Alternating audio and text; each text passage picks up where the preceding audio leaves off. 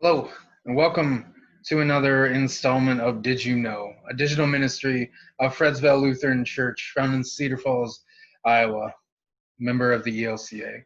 My name is Andy Graves. I serve as pastoral intern here at Fredsville Lutheran Church and will be your host and guide into yet another biblical misconception. This week, we are diving into the Book of Ruth. For those of you who don't know, Ruth is one of the shortest books in the Bible, found in the Old Testament, a mere 4 chapters long, telling the story of a woman who earns favor in the eyes of relatives and does all kinds of things. It's kind of provocative and sexual and, all that craziness that you like in the Bible. But what we want to do is focus in on a bit that often gets used in weddings. It's one of those texts that kind of paints a picture of this loving, committed relationship. Often overlooked is the fact that it's a relationship between two women. So that gets overlooked, and that's another topic for later discussion. But this text is really beautiful, really powerful. And I'm going to read it to you real quick without any context. But here we go. It says, Ruth said, "Do not press me to leave you or to turn back from following you. Where you go, I will go. Where you lodge, I will lodge. Your people shall be my people, and your God, my God. Where you die, I will die. There I will be buried. May the Lord do thus, and so to me, and more as well, if even death parts me from you." Beautiful. Perfect text as you're standing across from your loved one till death do us part. Where you go, I will go. Just wonderful, wonderful text. But the issue is it's not that kind of love. It's not a romantic, endearing, sensual, mushy gushy kind of love. It is a daughter-in-law talking to her mother-in-law. I don't know about you, but the stereotype of in-laws is not mushy gushy lovey dovey. I don't know. Maybe you have an awesome relationship with your in-laws. Um, it just depends. But then in this case, it's not romantic love. It is a dedicated daughter-in-law who has lost her husband and is willing to disregard her home country to follow her mother-in-law.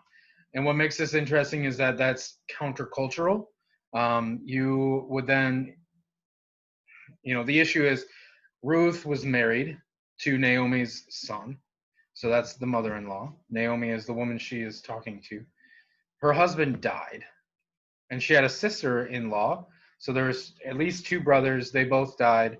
The women were left to decide, what are you going to do? Tradition would have it, you return back to your people and then remarry, and you're back in the system, if you will, basically property returning to previous owner. You're lent out. When you're married, if something happens, you no longer have standing in the community. You go back and regain standing by marrying someone else. The other sister does that. If you read through the story at the beginning of chapter 1, the other sister goes back to her country, back to the culture, the systems, all the things. Ruth decides not to. She pledges allegiance to her mother-in-law and says, "Where you go, I will go. I'm going to stick with you and take care of you and help you along the way." And the story plays out on the other next 3 chapters, and there's reconciliation, there's family ties and properties and sexual encounters and all kinds of other stuff going on. But in this particular instance, it's a daughter-in-law disregarding her home country to live with her mother-in-law in a separate country. There's travel about. It's kind of a complicated story. You'd have to read it for yourself. I'm providing the context in a really poor manner. So bringing it all together, while this is a beautiful text and you're more than welcome to do what you will with your wedding. It's not that kind of love. It is a familial love. It's a I'm in this for the long haul with you, despite what society wants me to do. So it gets used in supporting same-sex marriages, not that kind of love, not that kind of relationship. It gets used in weddings, not that kind of love, not that kind of relationship. Um, so there you have it.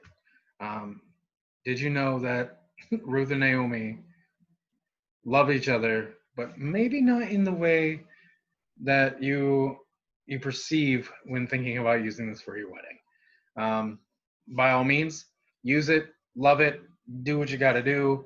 I'm not here to tell you what to do with your life. I'm just here to explore bits and pieces of the Bible. But if you do want to discuss, if you have questions, comments, concerns, please reach out, especially in these crazy times of COVID-19. We're all doing the best we can to stay sane.